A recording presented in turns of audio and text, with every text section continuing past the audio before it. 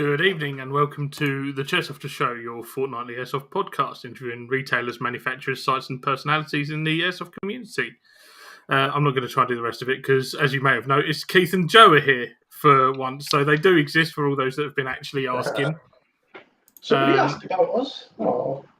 Yeah, well, it has been noted you're Ailey's straight in there. What's going on here? I'm beginning to think one of you people might actually be Adam in disguise because I haven't seen you guys in the same place at the same time for ages. We are the same. I'm just that good. Yeah. So, Deadly Customs is here.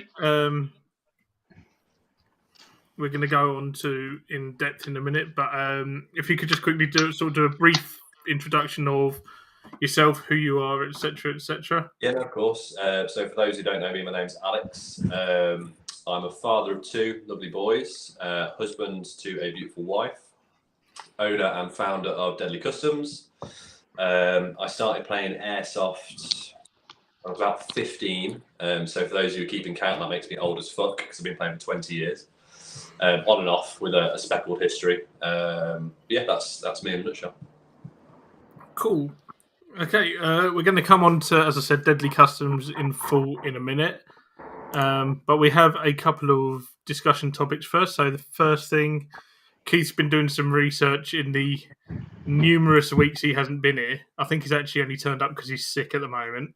No, I'm better now. That's why I've turned up. I've had vertigo for a week and a bit, which has been fun. Basically, he's forgotten how to walk. Yeah, that's pretty much it. Like, both of my elbows are really badly bruised because I keep falling over backwards every time I crouch down with the kids. So, yeah. Fun times. Chairs have wheels for a reason. So, let's go into this. So, this is the TP22 pistol, gas blowback pistol from TTI. Keith, tell us more. You've been doing the research on it. Yeah, so this is based off a real steel competition pistol.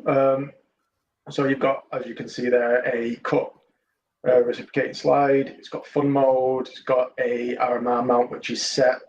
A fixed outer barrel. So it's got quite a unique way of fixing. So it's got a 4-point click-in outer barrel, which is nice. So you've got a non-moving outer barrel, a bit similar to the Novrich side of things. But I believe this has been developed by the guys that helped create the AAP. So it's got a lot of potential. Spares a bit rare at the moment. There's a couple of companies that are creating stuff for them. One of them called Unicorn, so it's all coming out of Taiwan at the moment. But from the reviews that I've watched, this is potentially an AAP killer. I personally really like how it looks. It looks like it wants to be a Glock, but it thinks that it's operating as a split slide high capper kind of. It's odd. Yeah, it's an odd looking thing, but apparently it's very ergonomic. It's very consistent. Shoots fantastic. Takes Glock mags. I was having a look earlier, and it says various G series mags can be used. Yeah. Also, it comes the mags that it comes with are really cool. It's got a HPA adapter on the bottom of the mag, and the fill valve for gas is on the back of the mag. So okay. So yeah, you've got like a dual purpose mag on that one. Yeah, no doubt people will be slamming M249 mag adapters in it or some daft shit, but. Yeah, I think this has got legs. I think this is potentially going to be the next speedy boy thing. Everything you want on it. It's got TDC hop unit on there, which is really cool. It's not something that you see standard in any pistols, really. So, yeah, there's a lot of stuff going on here that you usually want to do. I mean, you don't have to buy your RMR plate. You've got a multi-purpose RMR plate sat there already. It's good. It looks like it's something that's been designed by airsofters for airsofters, like the TDC included, not having to buy adapters for the RMR. It looks like it's been purpose-built for airsoft. Yeah, but it's a real thing. It's a real pistol that exists out there, a 2-2 competition pistol. So yeah, it's funky. I believe the barrel's threaded also. So I was just going to comment on that. It says it's got It's got the 14mm outer tube with sheath on it. So yeah, and it's not an ugly sheath either. This is the one off my Secutor. This kind of, hang on a minute, where am I there? Look at the state of this thing. Gold ring that they put on the end of mine. Most kind of thread covers that you get on pistols are ugly or too bulbous or whatever, but I quite like that. It's nice. 100%. It fits nicely, and it doesn't. You can't really tell unless you're looking at it closely like that. You couldn't really tell that it's removable. So you got the best of both worlds with it. Yeah, but there's a lot of cool stuff going on in this, and I think once the upgrades start kind of flowing, which they will undoubtedly, I think this could turn into a real monster. Apparently, it's fantastic out of the box. I've seen people getting nearly 4 mags worth of BBs out of one fill. That's not bad. Really decent groupings from people with absolutely terrible aiming, and I'm excited for this. I'm going to buy one because I've already got a whole bunch of mags, VFC era ones for my Exa. So, you'll probably find, and I've already got all stuff for. So you'll probably find now, moving forward, that you're going to see a lot more pistols like this. Now the Glock licenses have expired and the patents and stuff, especially in the real steel world, there's a lot more hybrids. So it's like a Glock lower with a high capper or 1911-esque upper together, which is basically what that is, isn't it? You can tell it's got a high capper looking front and then a Glock looking lower, just with some mods on it. So you'll see a lot more in the future of those. Yeah, and it's rarely see these things that are taking the hybrid of both worlds in pistols. Like Springfield XDMs, for example, are kind of like Glock 1911s in the way that they're put together, and they're real cool. I've always enjoyed using those in the past. But yeah, I'm going to pick one of these up next time. Put an order in and see what's what. I'll be quite keen to test it out. I'm interested to see how it is as well, because the last thing that we got excited about was the Rossi L19. Adam's got one, and it's an amazing bit of kit, banging bit of kit. Yeah, they're great. But yeah, I mean, the internals we could probably do. I mean, there's a lot of steel going on, but there's also a lot of zinc, which isn't a good thing in most cases. But there's people that have ran 1,000+ rounds through these, and they've not shown any signs of wear whatsoever. So it looks robust. Whereas I know I'm going to get stabbed in the back by the AAP fanboys, but we've got people running a couple of thousand rounds for an AAP, and the internals breaking. So and it's got a fun switch. So it's never a bad thing.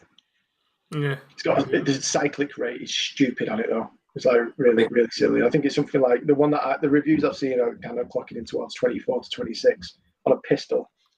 I think the trouble with the AAP, and it wasn't their fault, when it came out, it was around the COVID time, and that was a new innovative pistol, the way they designed it in the internals, and they weren't future tested. Things broke, which happened. Every new generation of pistol has its faults, but because I think that was tied in with COVID, they didn't have the supply chain to fix it, or just couldn't be bothered to fix it themselves.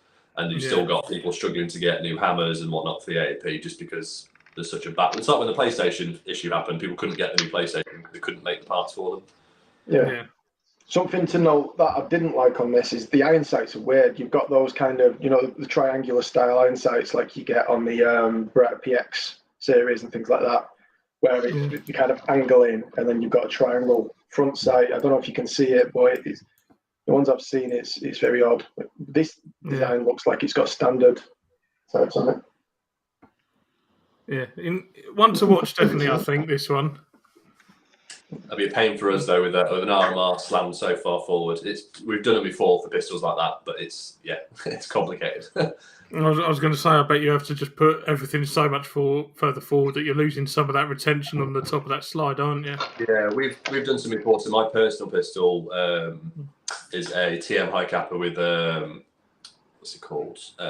Chem Props 3D printed slide. It's not 3D printed, SLS slide, and it's got the RMR even further forward than that one.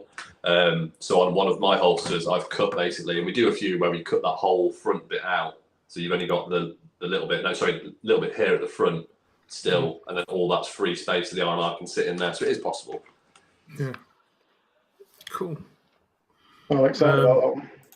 Yeah, I think that's definitely going on the one to watch category, especially if one of the lads does get it. It's like if Keith gets it, for example, it will definitely be worth looking at and getting him to do a little spiel on it for us.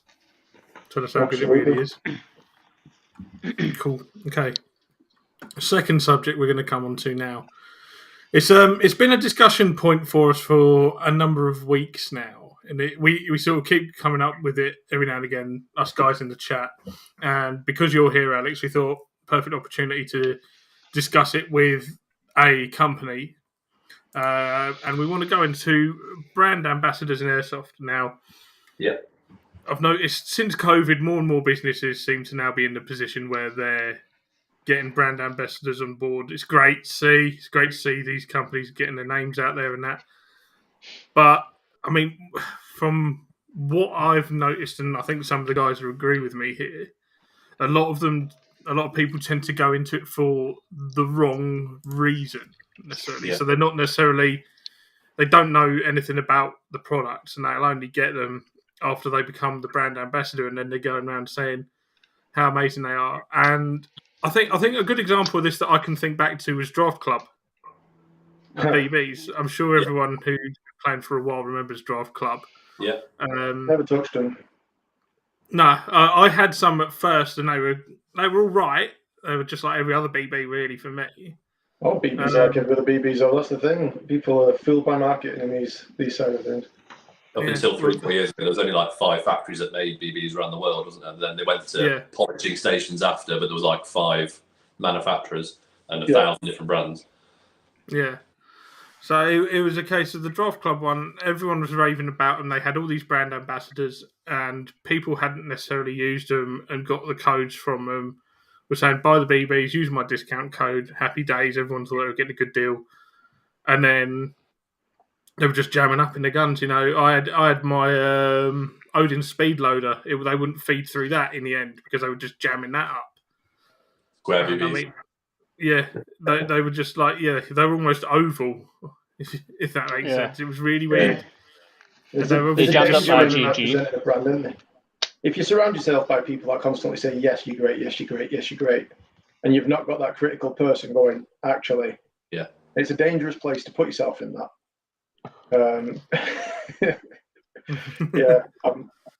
My popularity isn't great purely because I'll call people out when something's shit, and as a result, I'm for a company, I'm not an ideal brand ambassador for what they are doing at the moment. For a lot of them, purely because I'm the exact same. Yeah. Draft Club jumped up GG. That's what they did. I did replace a lot of that. Yeah. Brad here saying they nearly killed his Evo as well. Yeah. And I mean, I had at the time a bog standard TM. It hadn't been upgraded at that point, and they were even jamming that up a little bit. Yeah. So if you had to come up with a blueprint for an ideal brand ambassador, what would you put down for that? I would say it's probably someone that's got integrity, for one, with trusted brands behind them, that's been in the industry for a while, not a newbie who you don't know, because you need to build a relationship with A, the brand, and B, with your customer base. So you need to understand that if X ambassador says this is a product, you need to know that, well, prior to this, they've had 10 different products they've recommended. They've all been bangers. There's not been any issues with them. I'm going to trust that. And yes, you're going to get lemons. Like QC is very important to any company, but things do slip through the net. But like with Draft Club, if it continues to happen, that's not a QC issue. That's a company-wide. So I think having someone that's trusted, that's got experience or tenure in the industry is really important. And just be wary of new people popping up that, I've got a discount code for this. It's the best thing since sliced bread. You look at their channel and they've never used the product before. You don't see it through their content, but you know for a fact of they've probably never used it before. They've been given a discount code or they've begged for a discount code because they wanted some free stuff. That's not the sort of person to trust or invest time into. It even goes back to sort of the ICS captains. There were a couple years ago that had never even used an ICS gun and then got the title ICS captain, and you're like, how can you stand it? I know. It's a running joke with people that people will say to us, "Oh yeah, Chairsofter Show is sponsored by the KWA." We're not, but we're banging on about the products because we know they are good products. We've all used one at least. I think. Yeah. I own one. Keith owns one. I'm not sure about Adam and Joe. I don't think Joe does yet. but I think he's about to. I pretty much toyed everybody else's. I think. Hang on. Yeah, Keith's got 2 there. I've got 4 upstairs. Keith, when the mine? I'm not selling it to you, Joe. Piss off. Early coming in saying I thought you were sponsored by Level 2. No, that's another lie that was spread by an Airsoft site after we left a negative review. It's just a fucking good site. If we were sponsored by Level 2, we'd have stuff banged over every single stream. It's bullshit, isn't it? Yeah. Literally. I think there's a difference. I think there's a difference between a brand ambassador and a social media influencer, and I think that's where it's crossing. Like, I think people are wanting to be a brand ambassador. They're no sizing what you're actually doing. Isn't ambassador. What you're doing is social media influence, and that's totally different to a brand ambassador. An ambassador is supposed to know the product, understand the product, and like you're saying with the relationship, there's meant to be that the trust that person is putting faith in you to promote their product, but also vice versa. They're putting their persona to it, so you're not going to fail with them. It's totally different. It's just fucking mad. The world. If you want me to put some weight to it, so obviously as a company we have X amount of products. We have X amount of people who recommend us just through word of mouth as normal, like you guys all run our kits, you know it's good. And then we have a core of people who have a discount code that will send stuff to on a regular basis, or they'll ask us for new stuff because they're doing a new project or they've got a new. So perfect example, there's a chap called Lobby 15, really nice guy. He's based abroad. He does a lot of stuff with Military First, where he'll do a full kit loadout. So he'll spend a week in the woods, for example, and he'll take all his kit. It's all multicam stuff, and it's all purpose built for that. And he'll say, Alex, can you send me a new belt and a new holster? And we'll send that to him. And he uses the discount code, and it's great, and it works. His code doesn't get used that much, but for us, it's great because his pictures get splashed everywhere on Military First or YBX, and our stuff is in his pictures. We then have another era of influence, whatever you want to call it, that we have on a social retainer. So we have 2, where we actually pay them a fee per month, and they work very closely with us. They're involved in photo shoots. They use exclusively our gear. And again, they have a discount code, but they're a trusted, almost an employee, we'd call them, because we've worked with them for a long while. We know they've got good integrity. They don't go shouting about great products when they're not great products. And that's took a while for us to get to that point, to have that relationship with those people. And it works both ways, because their followers know for a fact that the stuff they're advertising, not selling, but the stuff they're advertising and using is good quality gear. And again, they've built that trust with their follower base, so their followers can buy with confidence, and they save a little bit of money, which is great for the end user. And we've set it in such a way that we don't do commission-based stuff with anybody. Because as soon as you involve commission, I think that drives the wrong behaviour, because then even if we have a crap product, they're going to push it because they know if I get X amount of discount codes used this month, I'm going to earn extra money.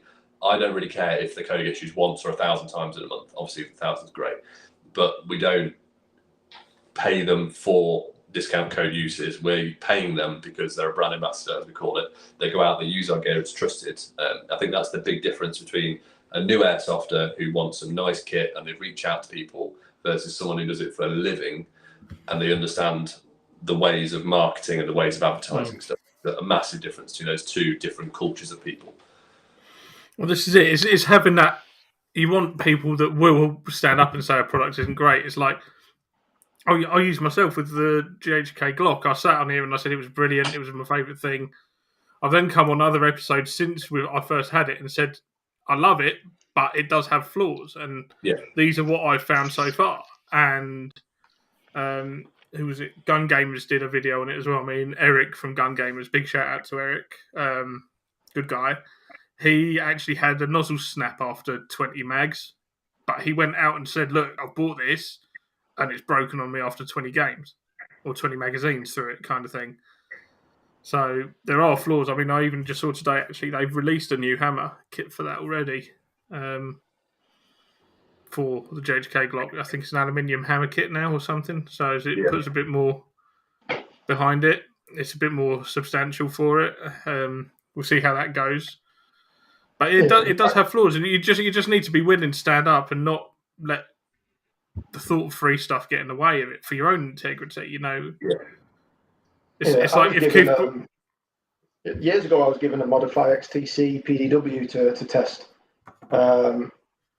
So I said, yeah, you know, I'd had my own rifles like the one I've got down here, my KWA, but I said, yeah, I'll test it and I'll give honest feedback. We'll work it as like an R&D feedback kind of thing. I'm not going to do anything with it. And then I kept a diary. So, you know, from day one through to the point where I stopped using it after 6 months. And when I took it to games, I purposefully did things that are going to wear it down. A lot of people just run around in semi. Every time I stopped an engagement, switched back to safe, and every time I stopped firing, I've moved to safe just to kind of put extra wear on that. Yeah. I know in the real world that's what you do anyway. There's people out there who will be going, "Oh, I'll do that all the time." Okay.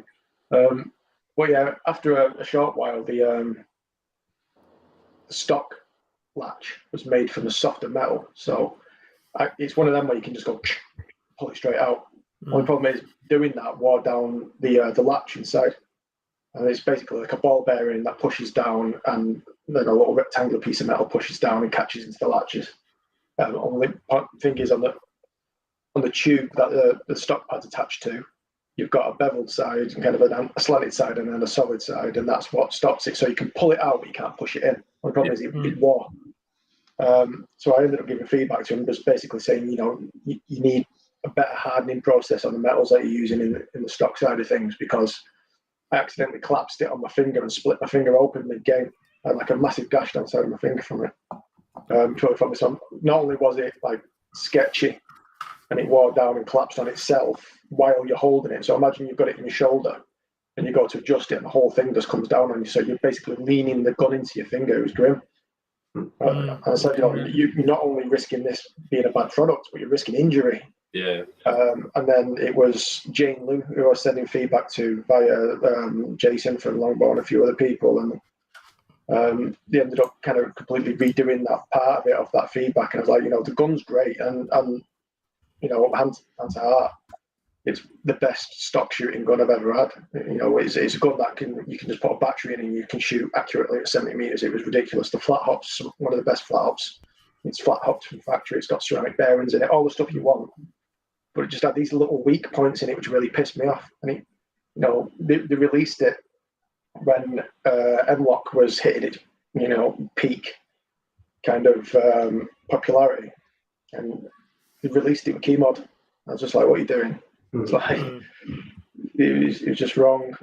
So I ended up rebuilding it with a longer handguard and all this other stuff to make it as I'd want to buy it out of thing. And then they ended up bringing it out with gate asters and things like that. You could fire it in safe at one point as well, because I had an issue, and I fed back to him like, "You've got a gun that you can't put on safe. If somebody pulls the trigger while it's in safe, it'll push it through the safety and it'll fire." So I ended up doing that. Then they ended up putting gate asters in and bringing out like a newer version of them. So it was a company that I was listening to the people that I give stuff to, not expecting them to say this is fantastic, but then working off the feedback and actually improving the product, which is exactly what you want a company to do. I wasn't a brand ambassador. I was just testing it and putting it through its paces. This gun had been out a good year before I got my hands on it, and changed a lot of stuff off the back of it. So, you know, that's what you want. It's that synergy, working with the person who's testing it and then taking your feedback seriously. Well, the Silverback MDR as well, that comes to mind recently. The first batch of them, they were saying how great they were. The second batch, they were saying they're dog shit. And they've actually come out, and there was a thing in the last week, actually, with Silverback, I believe, said it directly, that they were going to release a new internal set to anyone that's got one. Jaeger Precision, James, who used to own Bespoke, went through and did a lot of updates to make the gear, to basically sort all the shit that was wrong with it. And I believe he's now working with them. I can't remember the specifics. I can't guarantee I'm 100% correct on that, but you know, he was releasing fixed gearboxes for the MDR, basically. Yeah. So I'm just going to share this because while we're talking about precision upgrades to get a functioning rifle with longevity. Yeah. While we're talking about sort of brands listening to people, this is what came out from Silverback. So they've come up and said sort of like, yeah, we realise we fucked up. In a nutshell, we realise we fucked up. Follow this link and we'll give you the update package and how to get it for nothing. So you go on to it. Brands do that when they listen to customers and they change stuff accordingly, or they own up to a mistake and fix it. Because again, we all make mistakes as a manufacturer. We all make mistakes. It's how you deal with those mistakes and you fix them and rectify them. This is it, because there was a picture somewhere, but it seems to have gone. I can't find it now, but they were actually showing you basically all the internals were getting replaced on this upgrade kit, which fair play to them for doing it. You know, they've actually listened and gone, yeah, we fucked up here. Let's fix this. It's good. So it's good to see. Accountability is really important for customer confidence. If you bring out a piece of shit and then you don't do anything about it, it's just like tough it. You can go up to these third parties to fix it. Then all confidence is lost and no one will ever touch that again. And the next AEG they bring out, there'll be no hype for it. Like the one previous to this, I think the last AEG Silverback bought, was it the PP19 Bison years ago? Yeah, I don't know, because all I've ever known Silverback for is the SRS and the HTI and the MDR. That's all they've really been known for was the the Bison PP19, basically the short AK with the tube style magazine. Yeah. Real fugly thing, but it was cool. They brought it out. They had a whole kit that came out with it. I believe they brought out the suppressors, the PBS 14 style suppressor with it, and a lot of other stuff. And it was pretty cool. It was good, but it was just a tank. So you rarely see that. Back to your original point about the ambassador thing before we move on. So we probably get, again, as a retailer, like victims of their own success, we probably get about, as mentioned earlier, we probably get about 100 people a month reach out to us, wanting some form of ambassador program or sponsorship, which, like, when they come through, very humbling. I always message straight back, like, thank you so much. We really appreciate you wanting to reach out to us and work with us. But if we give everybody a discount code or we give everybody an ambassadorship, it dilutes the brand, because you would see that every man and his dog, every Airsofter has a discount code for Deadly Customs. And no brand confidence with that, because if you have a new Airsofter or someone with a small following who's got, I don't know, 1,000 or 500 followers or whatever, if you follow that person and they're new to Airsoft, then again you see they've got none of that person's kit, that's a good bit of kit, and you're only using it for the discount code. So we've kind of built a bit of a program in place where you have to have X amount of followers or subs or across the main platforms, Instagram, Facebook, YouTube, etc., just to kind of stop that from happening. Because once I say yes to one person, it opens the floodgates. So we put that in place about 6 months ago. And I feel bad. I really do feel bad when someone reaches out to us like, cool, love your gear, whatever. Would you mind if I was, or do you do sponsorships? And it hurts a little bit every single time to say no. But we try and do it in a diplomatic way so they understand the reason behind it. And you know what? Keep grinding. If you work on your content long enough and hard enough and you meet those goals that we've set, there's no reason why we won't work with you. We'd love to, but we can't do it when you've got 500 followers. Yeah. Well, another example of that I can remember was Pete, who runs Platoon stores, used to have people asking him for sponsorships, and his sort of response was, okay, right, let's just have a look at the sponsorship agreement, and it'd be like, right, you got to use this kit, we tell you, go to the sites we tell you, this, that, and the other. And he was like really strict with it, because he's like, if you're representing the brand, we want to get something out of it. Yeah. And then as soon as people saw that, they'd be like, oh, no, actually, no, I don't want to do that. Yeah, imagine having a brand ambassador that turns up to a game with two lots of kit, one that they'll play and use and one that they'll take photos of in between games. Yeah, that's it as well. People see that, they're just like, yeah, but it's not what you rocked. I suppose you just got to kind of live it. It's when you go to games and you see posts come up of, oh, look at this person using this kit in this game, and you're like, they're not even playing in the game at this point. They're having if they've got someone filming them in game, they're clearly not in an engagement. Yeah. Because if you've got time to sit there and plan what content you're going to do and how you're going to do it, chances are you've got nothing happening around you. Be that, for example, at the jail, you could be an empty wing of the jail, shooting down empty corridors.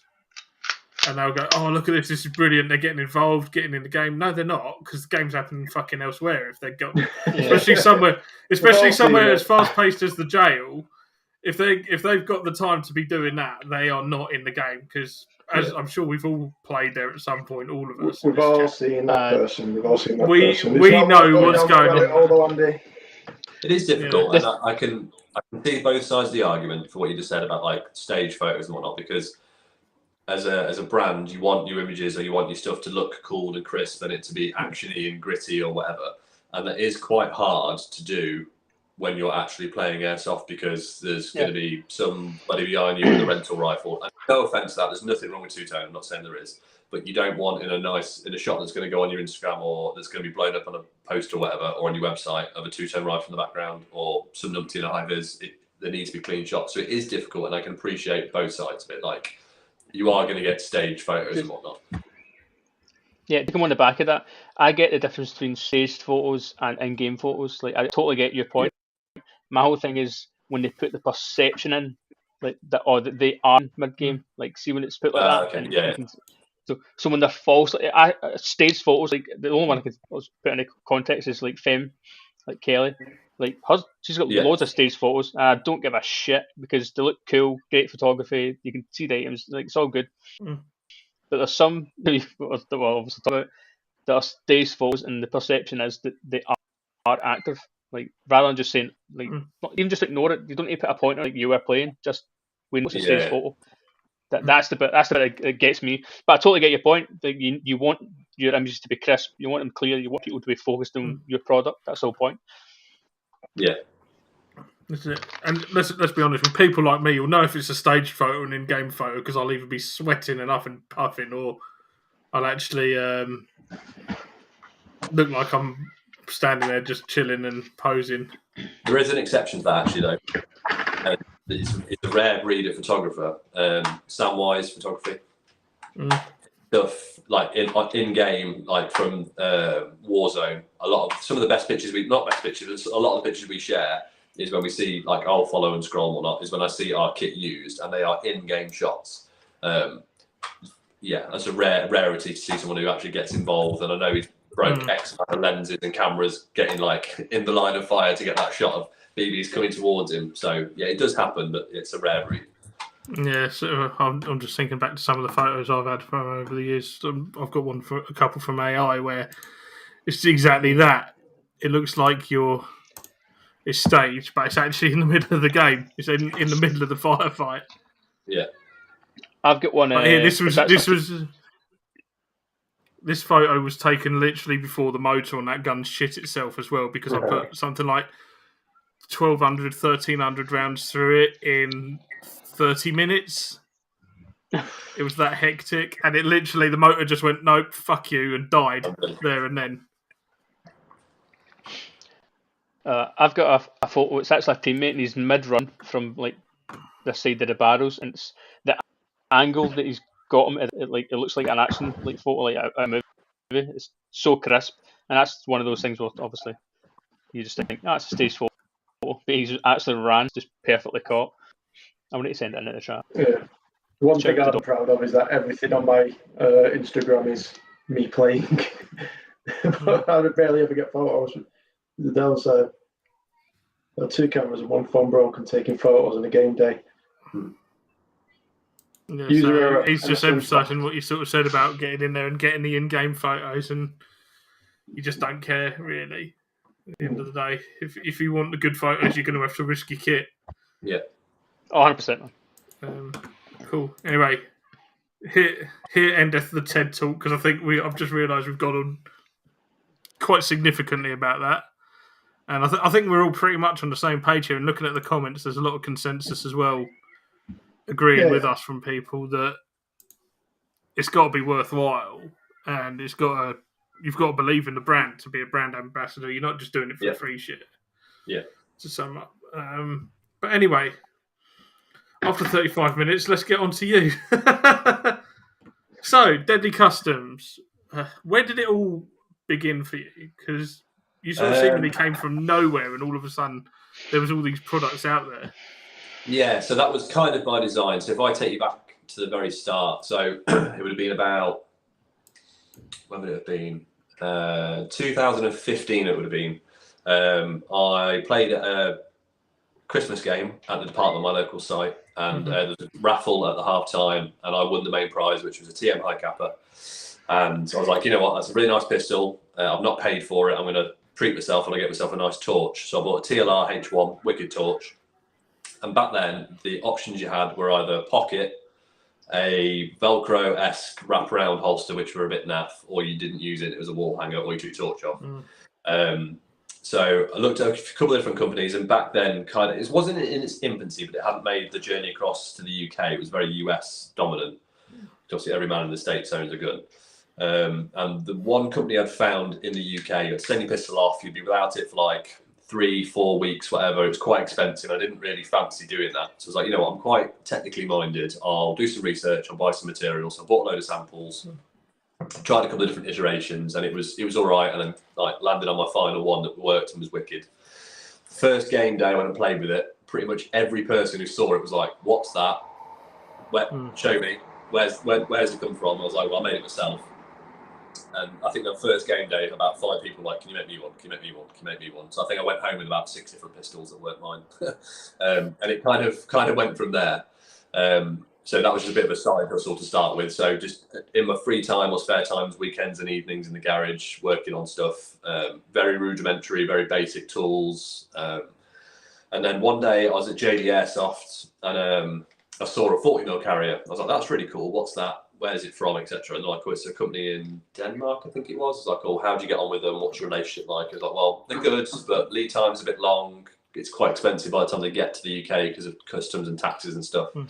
I was like, well, I do a little bit of Kydex in my spare time. What if I buy one and I'll pay for it, take it back home, and I'll reverse engineer / make our own design of it? And like, of course you can. There's no skin off their nose if I've bought something from them.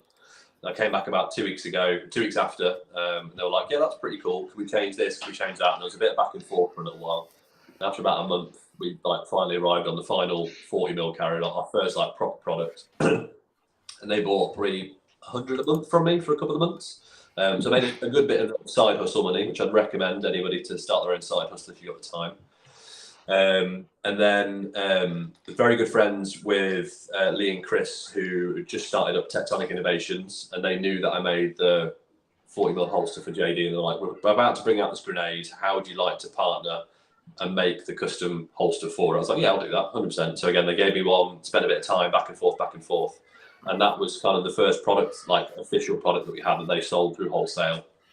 And again, sold loads of them, and it was quite popular. So that was our Gen 1 40mm carrier. And then COVID happened. So I had a full-time job, me and the wife, both full-time. My whole department was put on furlough. I was one of 2 people, I think, still who wasn't on furlough. So I inherited all their workflow and stuff. And it bogged me down. I was depressed. Spent phone call after phone call. So I was a strategic account manager for enterprise. So I was taking loads of phone calls from customers I didn't know. And then they restructured the company because of COVID, and they offered voluntary redundancies. So I was like, you know what? I've been with the company quite a while. I've probably got a good payout if I go for this. So I sat down with Lee and Chris, and I was like, you know what? I'm making X amount at the moment from doing this for you and this for them and whatever. What else do you think is out there? And they said, you know what? We've wanted to give you more work for ages, but we were a bit hesitant because obviously full-time job, didn't know if you could commit, etc. I was like, well, what if we started something together? And that's kind of where it started. So took the payout, took all the money, reinvested it back into Deadly Customs. So we launched the company officially September 2020, I think it was. They were shut. So they also owned the department in Croft. They were shut because of COVID. So I took 2 of their safe zone rooms, turned them into a workshop, an office, an R&D room, and etc. And then for the next 3 or 4 months, just was a busy bee making stuff. I bought all the equipment. I self-taught myself how to do CADs, how to do CNC engineering, all that stuff. Bought CNC, bought 3D scanners, and kind of built a core product line. So a DC-1 series, as it was at the time, which was a basic holster for an off-the-shelf gun. So a Glock, off the shelf, you bought it, no attachments or anything. And then we launched the website January 1st, 2021. And when we launched it, we had about 20 or so holsters done, designs ready for production. And again, it was just me at the time making them. Lee and Chris did the website and the account side of it. It was just me doing the design. And it kind of grew from there. And then roll on 6 or 7 months, I was getting busy, like really busy. My R&D time was going down. My production time was going up. And I was like, you know what, I'm going to need some help now because I can't bring out the new products. It's orders I'm making. I'm picking, I'm packing, I'm doing the website, I'm doing photos. I'm busy full. It's time to broaden the employee pool. So we brought on our first employee, which was a godsend. It meant I had more R&D time. So all of a sudden I was spending less time making and more time developing. And again, we had like a boom of products. Roll on another 6 months. We were that busy that me and Alfie were then both making, and my R&D time just disappeared again. So we brought on our second employee, and it's kind of gone from there. And it's just employee after employee. So it's been a ride. The first 3 or 4 months didn't really take a salary, just kind of lived off what I needed to, whilst the company grew. So obviously needed to get stuff done. So that was kind of where Deadly Customs was and where it is now. We're in our purpose-built building now. There's 7 of us on payroll. So it's good. Cracking on. Cool. So what sort of overheads do you end up with really starting this? Because I can imagine sort of if you're going to start CNC and things, you know, those machines ain't cheap. I know that for a fact. Probably spent 20 grand on tooling, machinery, equipment to get it started. Like you can do it in your bedroom, you can do it in your basement, in your garage. How I used to do it. But the trouble with that is I was taking a pistol, for example, I've got there. I'm taking a pistol. If someone wanted a holster for this when I first did it in my garage, you'd have to build blocking. So I was using bits of wood, bolts of wood, etc., to take out the bits that don't work in a holster. And you'd do a holster from it in like a foam press. You take it out. It'd work most of the time, but not all the time. But then the bits of blocking would come off, and you couldn't do 2, 3, 4, 5, 6 of the same holster. They'd all be slightly different. You had to freehand cut everything, so it wasn't perfect. Versus now, how we do it, it's all CNC molded tooling, so every holster is exactly the same with a very tight tolerance. So you can do it in your garage. I'm not saying you can't, but it's just different in quality and time. Like we can knock out 100 holsters in a day at a push if we really needed to, versus me spending 2 hours on one holster 4 years ago. So it's what you put in is what you get out, like with anything in life. Like it does take a bit of time and effort and money and development to start this sort of thing. And this is the thing, because like when you start CNCing things as well, you know, you're potentially looking at licenses for CAD/CAM packages as well. You know, the CNC machines aren't cheap. I know our company's just bought a shitload of them for my job. I mean, Christ, they just spent 85 grand, I think it was, on a measuring machine. So that just gives you an idea. Yeah. So just the license. Well, you can do, obviously you can use different softwares for CAD/CAM, but if you kind of the industry standards and Mastercam, you're looking at 600 to £1,000 for your yearly license. So, and that's just the software before you bought any machinery, any tooling, anything.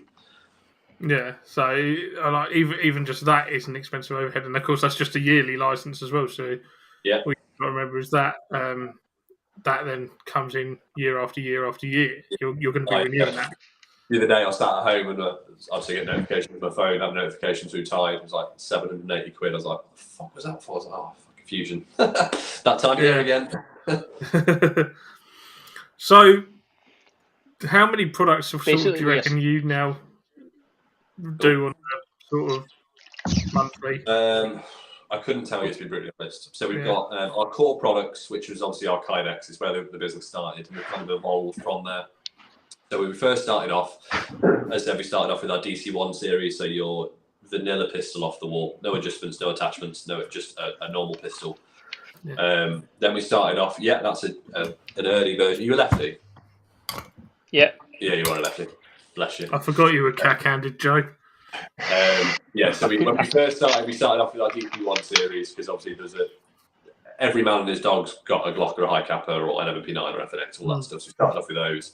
And then we had a load of people reach out to us and said, well, I'd like to put a tracer or a suppressor on my pistol. Can I do that? And the answer was no to start with, because we couldn't really. So then we brought out our DC2 series, which was pistol with tracer. And then inevitably people were like, oh, I want to put a torch on my pistol. I was like, oh, okay, that's the next hurdle. So our next series, changed numbers around a little bit. There we go. So our next series was our DC4 series, which was our torch bearing holsters. We've got a couple of different versions. Our biggest seller would be this one I showed earlier, which is our signature Surefire, which uses the torch for the retention point. So one holster will do for multiple pistols with the same torch. The nice click when it goes in. That was our DC4, and then inevitably people were like, "Oh, can I run a tracer and a torch?" Oh, okay, that's a bit more difficult. So we had our DC5 series, which works with kind of everything. And then we were thinking, it's great that we sell the Kydex, obviously do mag carriers, compatible stuff, all that lot.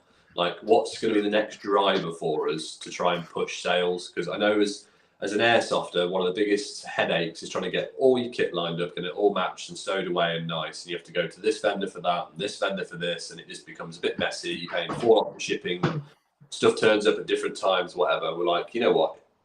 A belt. Let's start with belts. Let's make that our thing. So I couldn't tell you the date. We started off with our belt builder, which to date, I think is still the industry first belt builder. So you can log on, you can pick your belts, size, color, camo, etc. And you can spec it with all the stuff you want. So you can pick your holster, you can pick your mid-ride, your leg strap, your QLS, you can chuck on a couple of mag carriers, radio, 40mm, etc. And when it turns up, it's a purpose-built. If you look at that one just there, a purpose-built belt that's good to go. Let's increase the screen size for you so we can... So that there, I get my fingers to the line. There you go, purpose-built. So that one arrived, done, that you can then chuck on and go and use. And that was one of our biggest leaps in product development. So we've gone through different iterations. We've now got 3 different types of belt. We've got our standard shooters. We've got our riggers, which has a D-ring on the front, and our newest belt is that one, is our Shooters 2.0, which is a laser cut belt with a new fancy buckle and stuff. That's by far our best and biggest seller.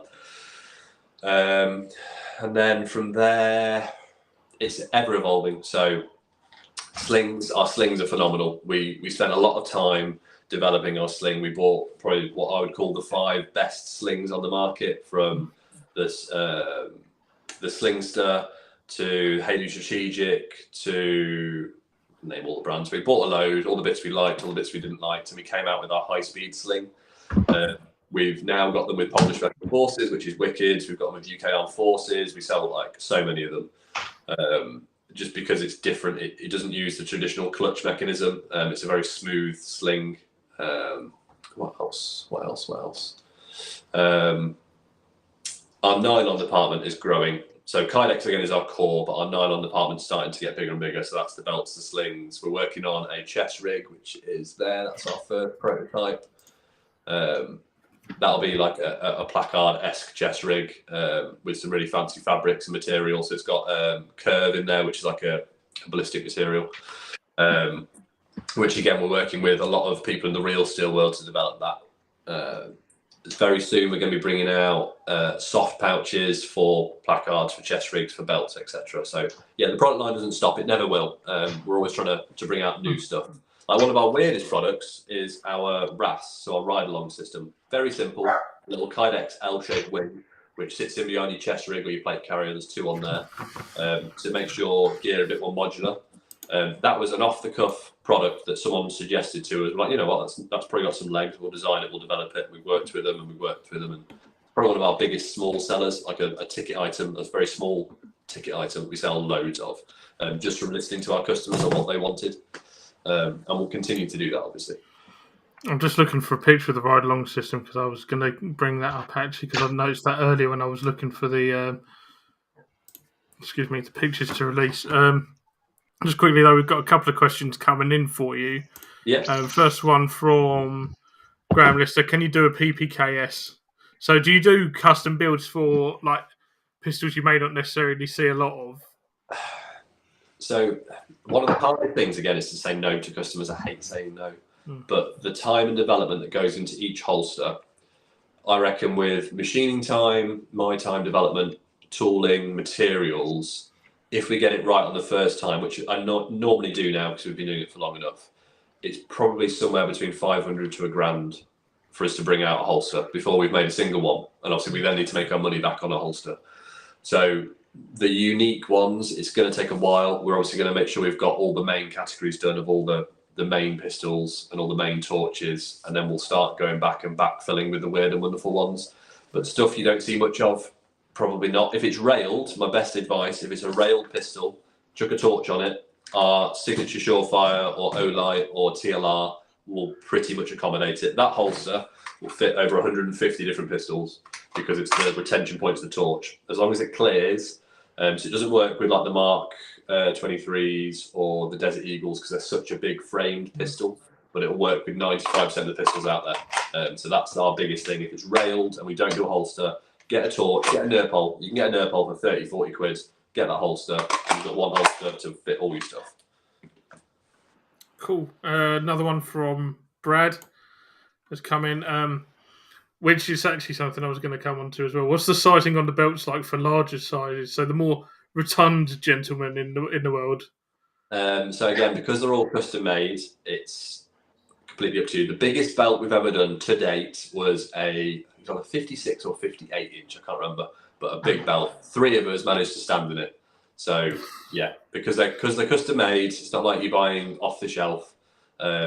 We can make it pretty much to whatever size. We've done small kids belts that are like 22 inch waist all the way up to 54, 56, 58, whatever it was. So whatever size you are, I definitely recommend if you're looking at a belt, go for our newest one, our Shooters 2.0, just because we've changed how we make our belts and stuff now. We've got some that are made in-house by our own tailor, some that are made externally by a third-party tailor. Our Shooters 2.0 is made in-house, so it carries a very low lead time of under a week. I asked that about where the nylon products get made in-house. That's can answer that. Yeah, so everything we make, and I'm so proud to say this, everything we make and sell is made in the UK. Like, I'm a big advocate. Now, so there's some stuff that attachments-wise, like the mallet straps, clips, etc. We're not going to make those. We've thought about it for a while. Although, to be fair, we have started to make our own belt attachments. But stuff like the mid-rides, a combat loop, molly plate, there's thousands out there we could get cheap. We're not going to spend the time making those. But our belts, our slings, our holsters, it's all done in the UK using the best fabrics and materials we can get hold of. As a result, some products do carry a bit of a lead time. They just do because it's made to order. That's the industry. We've got probably over 1,000 different variations of belt. If you take into consideration the different belt types, the different sizes, the different colours, the different buckles, there is a lead. Perfect. Right, I figured this out the other day. This sling, there's 5,000 variations of this sling that we do because you can pick the colour of the pad, the colour of the front, the colour of the back, the colour of the slides, the end fittings. So there is a lead time built in stuff like that, but we try and keep it as low as possible. We do that by having in-house manufacturing, not made in China or elsewhere. I do like that you offer that kind of customization because that's something like I get the plain black on that. It's something that a lot of places won't have, or there's very limited options. Yeah, and that's why I think our high-speed sling, which we brought out 6 months ago, has been such a success and such a hit because you can fully customize it. If you want tiger stripe pads with multicam and multicam black, it's possible, and we'll do it all. Or plain black. Plain black, yeah. That's kind of, if you don't mind me leaving onto it, we started our sling of the month 2 months ago, just so we'd have it's been a bit different. So we've been looking for either exotic fabrics or materials or prints. So our first one was our donut sling, which is the background there on the MP5. They sold out like that, straight away. My biggest regret was not doing more, but it was new to us. We didn't know how a limited run was going to go. This month we've got our M90. There's a few of those left, just to give people a different option of a different choice of sling, etc. I was just looking for that photo. I found one. I just found a photo with the ride-along system on your Instagram. So, because you mentioned it, I was looking for the photo as well while we were going. So you can see it here. He's got his hand on the grenade that's being held in it. Yeah, so it's quite modern as well, which is good. So the bottom picture on the left is the RAS in its basic form. So it's that L shape with the bungee. But then you can add, we design it in a specific way that it works and matches with all of our carriers. So if you want to put a 40mm carrier on there or a radio or another pistol carrier, you can add kind of what you want onto there. Happy days. It's awesome idea, and it's something I've not seen done anywhere else. So yeah, again, as far as we're aware, there isn't another version of it. You get the soft version or the sewn versions that Velcro into the back of your chest rig. Like Spiriters do their own, but they're not a hard mounting platform that puts it on this. Most of them have them sitting this way. So if you had a grenade sat on your chest, it'd be sat here versus it sitting against the chest rig, if that makes sense. Cool. So, where'd you go from here? What do you see for the future then for Deadly Customs? Because I mean, seeing a success story come out at the back of COVID has been great to see, because it was a tough time for everyone at the end of the day as well. You know, with people's mental health, as you mentioned, taking a tumble as well. You know, Keith and I had some very long nights just talking through things. Usually as a result of him introducing me to some new kind of alcohol that I then turned into an absolute monster with. He used to message me, go, try this, and then that was it. I'd demolish about 5 litres in a weekend kind of thing. So yeah, where do you see it going now then? So there's some products I can't talk about. We're working with a lot of people at the moment. I've got a full plate of development. We've probably got 6 to 12 months worth of development stuff lined up. Some companies that obviously we work with, we do a white label program that you'll never know it's us, but it's us. Some that we share and that you know, for example, Waldo Customs, he's got a range of holsters and mag carriers. Kicking Mustang, we do his platform. So there's stuff out there which we're working on that I can't talk about, and the stuff that we can. So again, the biggest thing for us is going to be our nylon department and the growth of that, because we've not completed Kydex by any way, shape or form, and that will continue to grow as new pistols come out and stuff that we've not got to yet. That will continue to grow, but that will just be making holsters, which a holster is a holster, right? A holster fits a pistol, which is a different holster for a different pistol, or a different mag carrier for a different mag. It's still a holster. So the biggest development and leap forward for us is going to be sewn goods. So I said the main one for us is going to be the chest rig, and then from then on, who knows?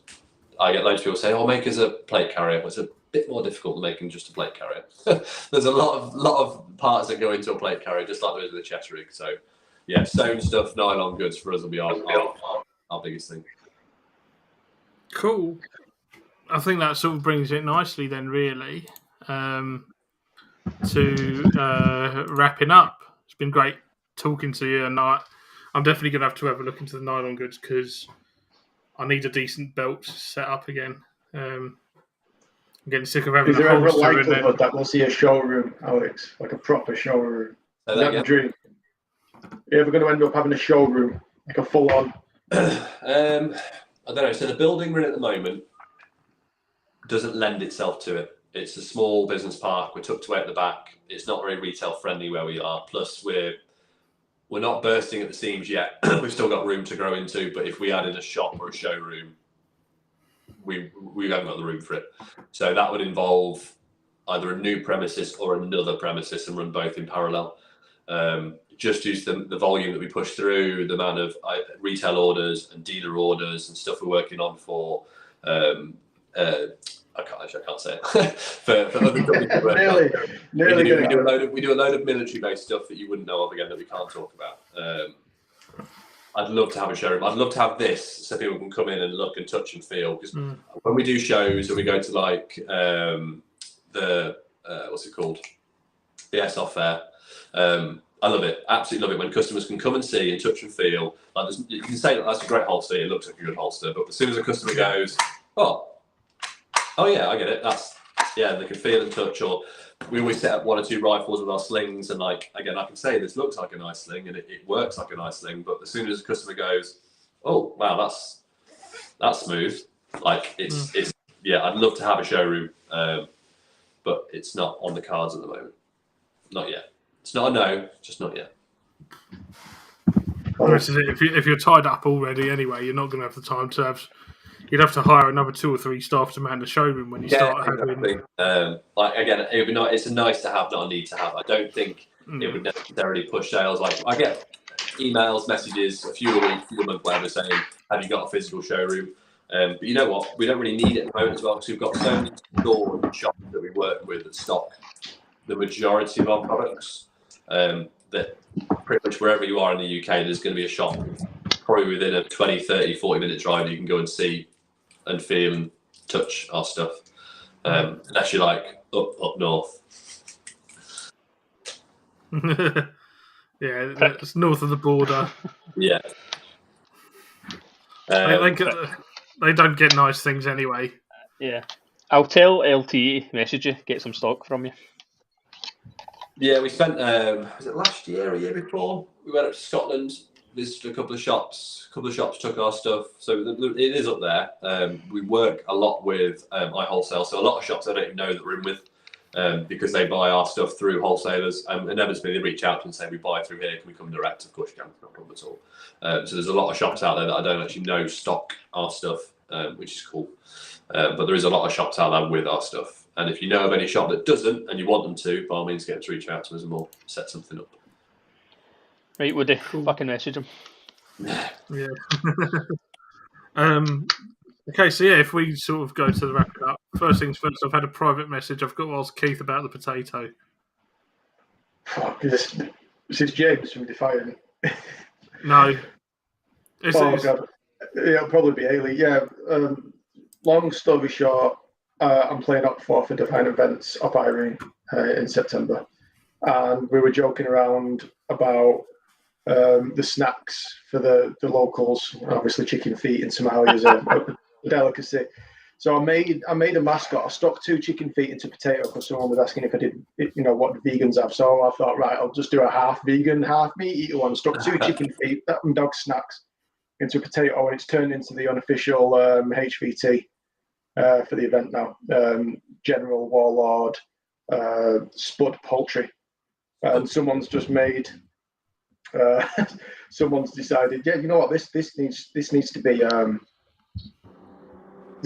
a computer generated image. So there we go. So now I've got to spray a potato gold, secure chicken feet into it. Someone's found some tiny sunglasses that they can put on it, and it's going to become the One I See's chain. I don't know how this happens. I should be banned from group chats. Stop fucking agitating them. Yeah. Oh dear. So, yeah, Joe gets added to group chat. Joe leaves. Joe gets added back into group chat within 5 minutes. I can't get away from the group chat. To wrap up then, Alex, where can people find you? So all the normal socials, so Instagram and Facebook, deadly_customs. Go onto our website, which is just www.deadlycustoms.co.uk. Yeah, that's about it. Cool. Or what's it called? What's the new one? Threads. We're on there as well. I forget about Threads. Yeah. I do. Daily, I get posts like so-and-so's following you. Like I'll check on like 50 notifications. Like, yeah, I probably should post on that every now and again. I'm not down with the cool kids. I don't know what Threads is. It's don't be a happy Twitter. Basically, it's another thing that we're going to get banned from because it's owned by Meta. Fuck. In about that's a conversation in its own, like social media and being a business that is gun orientated is so difficult on social media platforms. We are so shadow banned, it's unbelievable. So shadow banned. It's bad. Land Warrior, they were, I don't know if they've been shadow banned, but they've been saying a lot of their posts have been getting slowed down. And they've got the shooting range. I've reverted back to personal accounts. It can't happen on personal accounts. Yeah, I kind of, again, working with people in the industry, I kind of understand the algorithm, and I think I kind of know the secret sauce, but I can only do so much before Instagram and Facebook throttle your content. Well, yeah, it's now like your page can't be recommended to anyone that doesn't follow you now. Yeah, that's the favourite one for pretty much everyone. Analytics for the past 30 days, we've reached on Instagram alone. We've reached out to, I think it's 10,500 people. About 500 of those to 1,000 are non-followers. So it's mental. And then we just to hijack the topic, we're working with another company who, up until recently, has had a very gun-focused content on their Instagram. They've recently changed over the past 30 days and they've stripped out all the gun content, and now it's PC stuff, but it's not, if that makes sense. He's got on the meme train. In the past 3 months, he's gone from having a similar sort of content range of us, like 10,000 per month, to nearly 3 million views or content reach, just by turning off gun content. Now, I wish we could, but I can't really sell you. I can't have fancy shots of that with nothing in. It needs that. But as soon as Instagram sees that, done. Yeah, this is it. That's mad. Get me back on. We'll talk about it another time. Yeah, definitely. Definitely. But in the meantime, so you know where to find Alex. Joe, where can people find you? TSB_Sam. Not here, that's for sure, because this is a once in a lifetime. Yeah. I'm not an angry Keith, man. They fucking paid me to be an angry man. Keith, where can people find you? Oh yeah, GT_01.kilo or Gunfighter Tactical on Instagram, and literally nowhere else because I don't care. Cool. And in the meantime, you can get in touch with me, facebook.com/Chairsofter Show, Instagram @Chairsofter Show, Threads as well. I might message you back. I don't really go on it. I've got it set up, but I don't use it. You're not going on Threads. Or you can email andy@chairsoftershow.co.uk. Thank you very much for your time, Alex, and for coming on the show. That's it for this week. Take care of each other. Take care of yourselves. Don't be a dick, and we'll see you guys next time. Bye for now.